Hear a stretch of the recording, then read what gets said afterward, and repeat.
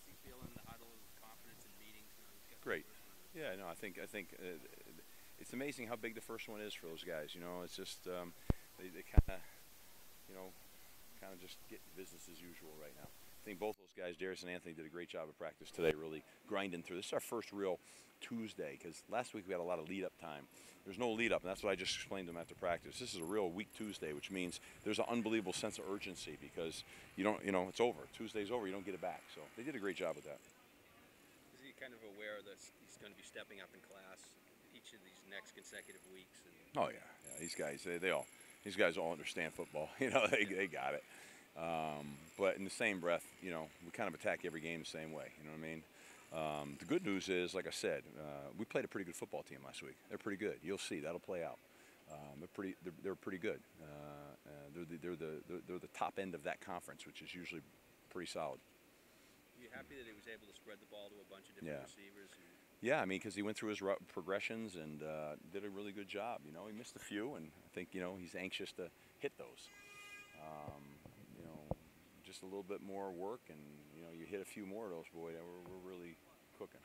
So, but that's football. I was just looking back at Kobe White's targets. Yeah. And I think he had 8 of them, obviously. Yeah. I think 4 of them on third down, 1 of them was on fourth, and he converted 4 of them. Yeah. That's a weapon. Like, especially, I mean, last year converting on third down was you guys 31%, 37. Yeah. This past week, and that's a big thing to have. Yeah. Well, you got an accurate thrower, and you got guys that have bigger catch radiuses. That's really what it is. I mean, bigger catch radiuses, accurate throws. That usually leads to more productivity. Now, every week's a new week. I think the secondary we're playing against this week is really a talented, well-coached one, to be honest with you. I think they're pretty good, and they're put together really well. So, but, we just got to keep working. In the recruiting process for White, like, what did you see in him as far as skill set? And then going forward, that 1 year where they redshirted together, how much did that allow him to kind of grow? Which one who are you talking about? Kobe. Well, I mean, Kobe was I thought he was an elite receiver in high school, and he's just one of those guys that he could run tailback. He could play a lot of positions. He's powerful. He's got good speed, and he's got really great hands.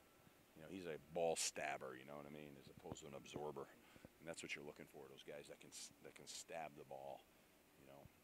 So he's one of those guys, and he's powerful. He's got strength. Seemed like he connected with Anthony right away last year as redshirt freshman. Yeah, they do. I mean, they're camaraderie there. Yeah, there is.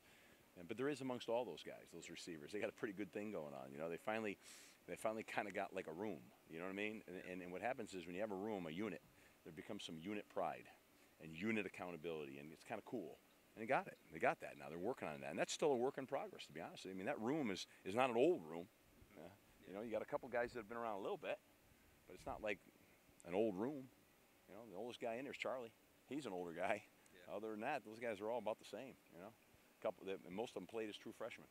So it's kind of fun. They're all kind of close in age. There's not a big separation there. I know you wanted more out of the running game, but I guess what's been the approach in sort of trying to address that? Yeah, I mean, I think the thing is we just got to do a better job of blocking interiorly. We're going to get a lot of movement. We're going to get a lot of different stuff going on in there. And in the same breath, we're going to keep throwing it because what's happened is these people all overplay the run. And then these throws are opening up right now.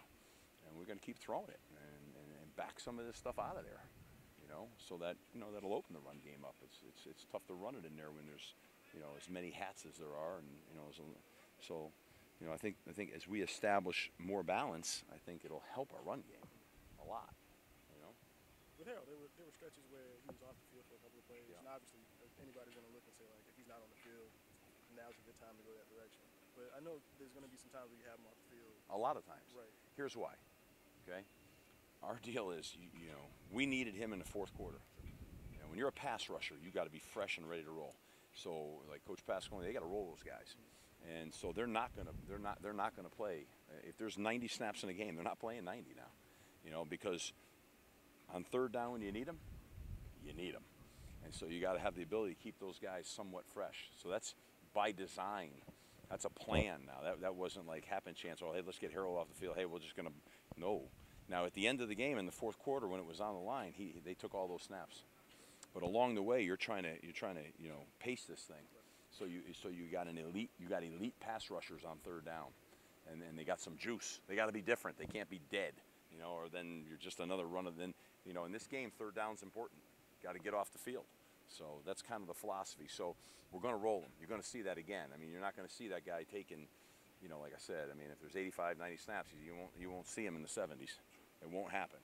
You might see some of those interior guys in the 80s, but you're not going to see the guys on the edge with that many reps because we got to keep them electric. And time for two more. I got one. The play before the field goal, passing the back of the end zone. I think the snap was at like 17 or 18 seconds on the play clock. Yeah. And I'm curious, is that just something like it's a freshman quarterback? You know what I mean? Like. Well, we're in tempo. You're right. And so, these are some of the things in tempo that you're trying to work through right now. It's like when you're in a huddle, you can really gauge these things better. And you can gauge it at the line too. But I mean, you're in flow, and that's the experience factor there. To sort of get to the line and kind of just, let that go, right? I mean, but we're not probably quite there yet, with that. I mean, that's kind of a new animal trying to negotiate all that. It's not as coach driven. I imagine that's a teaching point though. Like he sees it in a game situation. It's like, oh well. You got it. I kind of know. You got it. You're trying to. We do a 2-minute drill. We try to do this every day, but it's just still work to be done there. Still work to be done there. It's not there yet all the way. But what was there was demeanor, delivery. That was there. Poise, but that experience factor of managing every little thing there wasn't quite there. So, but it'll get there. It'll get there. I mean, those guys, he and Darius are ball guys. They kind of they'll absorb all of that. It'll get better. Max Richardson, how did he do? Great. Could talk about him a little bit. Yeah. And he's an intense guy now. Okay. He's intense. He's tough.